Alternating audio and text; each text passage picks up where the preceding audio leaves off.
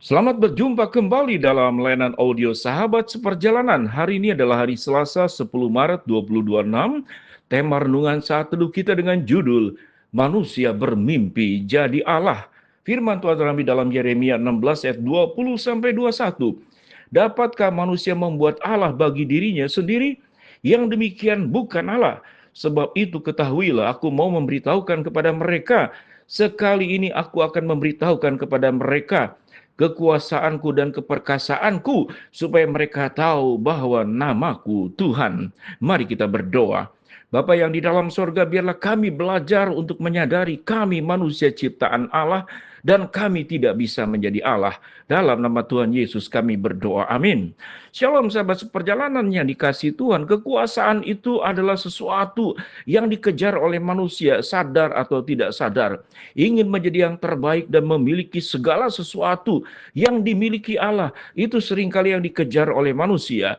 Dan kalau manusia mengejar kekuasaan, mengejar pendidikan, mengejar pengaruh, mengejar kemudian berbagai macam gelar yang dikenakan kepada dirinya, mengejar pencapaian dan kesuksesan pada titik tertentu, seakan-akan dirinya sudah sangat di atas dan tidak ada lagi yang melebihi di atas, maka di sanalah godaan terbesar. Manusia ingin menjadi Allah buat dirinya sendiri.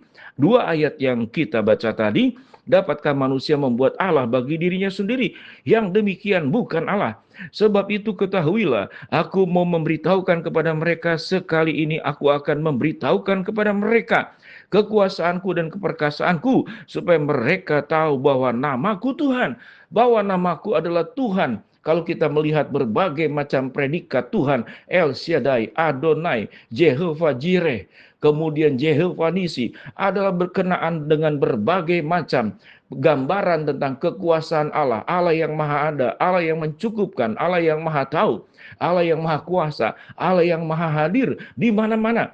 Namun juga adalah Allah yang maha kasih, Allah yang maha pengampun, dan juga Allah sebagai hakim. Peran-peran Allah itu adalah tidak ada pihak manapun yang bisa melebihinya.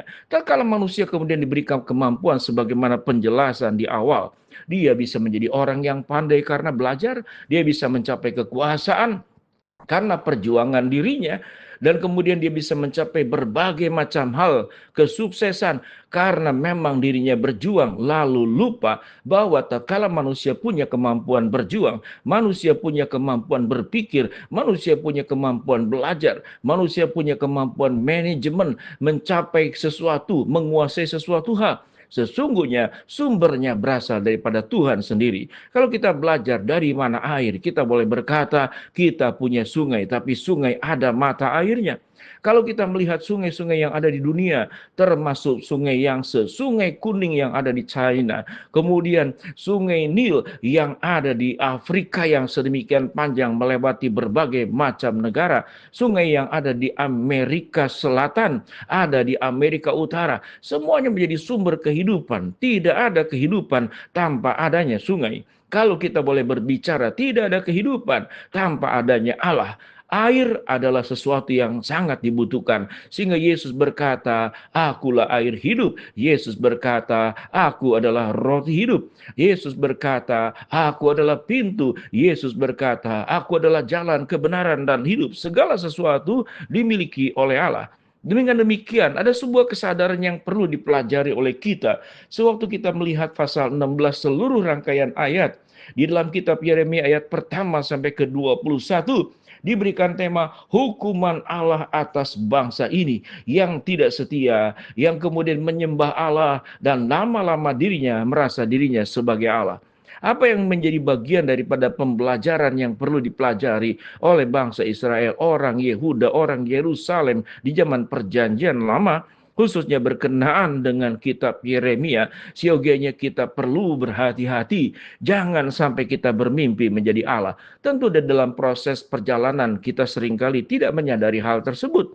Namun tatkala orang mulai memuji kita, tatkala orang membutuhkan kita, tatkala pengaruh kita itu punya kekuatan yang sangat luar biasa, sejarah dunia dan sejarah manusia mencatat mereka yang jadi raja, mereka yang menjadi tokoh, seringkali menciptakan patung untuk dirinya yang tinggi besar, lalu kita menikmati ada orang yang berlutut lalu menyembah kita. Itulah yang terjadi sepanjang sejarah hidup manusia. Setiap kita punya potensi bermimpi ingin menjadi Allah. Di sanalah kemudian kejatuhan yang terjadi sewaktu Adam dan Hawa pun bermimpi ingin sama seperti Allah. Tatkala kemudian bangsa-bangsa di perjanjian lama mendirikan menara Babel yang tingginya sampai ke langit, dia bermimpi untuk menjadi Allah. Tatkala Kaisar Roma, Raja Assyria, Raja Babylon, Raja Persia, raja-raja yang kemudian berjaya di masanya, maka orang datang memberikan upeti, orang mendengar apa yang diucapkannya, telunjuknya memerintahkan sesuatu, orang tunduk dan melakukan. Di sanalah potensi seseorang secara tidak sadar berproses ingin menjadi Allah.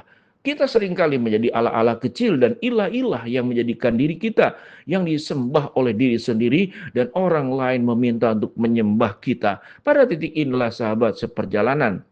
Setiap kita punya potensi jatuh ke dalam dosa seperti yang terjadi pada nenek moyang kita. Seperti yang terjadi juga keinginan yang dilakukan oleh orang-orang Israel di zaman Nabi Yeremia. Dan itulah kejatuhan manusia yang perdana tatkala dia tidak menyembah Allah, tidak menundukkan dirinya kepada Allah, tapi dirinya ingin menjadi Allah. Tatkala kita sukses, tatkala kita berhasil, tatkala diberikan karunia, tatkala kita mencapai ketinggian tertentu, baik pencapaian yang kita perjuangkan lewat ekonomi, lewat kekuasaan, atau kita menjadi orang yang ada kita melihat ada kemudian penghargaan orang terkaya di Indonesia, orang terkaya di dunia, orang yang paling berpengaruh. Kalau kita melihat kepada sejarah Perang Dunia Pertama, Kedua, Ketiga, atau bahkan lebih kuno, tatkala dia sudah menjajah wilayah yang sedemikian luas, tidak ada orang lagi yang berani menghadapinya. Di sanalah dirinya tergoda untuk dijadikan Allah oleh orang lain dan dirinya sendiri menganggap dirinya Allah. Sebagai orang yang punya kekuatan dan tidak ada yang melebihi dari apapun juga. Pada titik ini sahabat seperjalanan ingatlah sebagaimana penjelasan tadi tentang air, sungai, dan sungai. Semuanya bersumber dari sumber yang satu yaitu Tuhan. Kehidupan, berkat yang sudah kita terima, nafas yang kita hirup dan kita buang, jantung yang berdetak, seluruh organ tubuh dalam diri kita yang berfungsi, khususnya otak yang diberikan kecerdasan, siogianya seluruhnya kita harus taruh di bawah kuasa Tuhan, di bawah kerendah hatian yang harus kita miliki. Tidak ada sebuah kesuksesan atau gerakan kecil di alam semesta ini. Satu kata yang kita ucapkan lewat mulut, satu kata yang kita dengar lewat telinga, satu bentuk benda yang kita lihat lewat mata. Semuanya berasal dari Allah. Tatkala tangan kita bisa digerakkan, kemudian kaki kita bisa berjalan, semuanya berasal dari Allah. Kalau semuanya berasal dari Allah, bagaimana posisi kita? Apakah kita tetap masih mau menjadi Allah? Buat diri sendiri, ala-ala kecil, ilah-ilah kecil, di sanalah awal kejatuhan ke dalam dosa. Biarlah kita menyembah, memuliakan Allah, menyadari kita semua bersumber dari Allah, dan jangan mencoba-coba bermimpi menjadi Allah. Mari kita berdoa.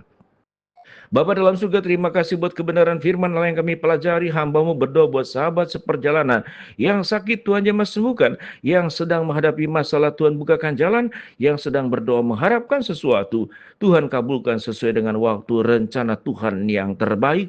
Biarlah hidup kami hanya meninggikan, memuliakan Allah dan bukan menjadi Allah-Allah kecil. Dalam nama Tuhan Yesus kami berdoa. Amin. Shalom, Tuhan memberkati.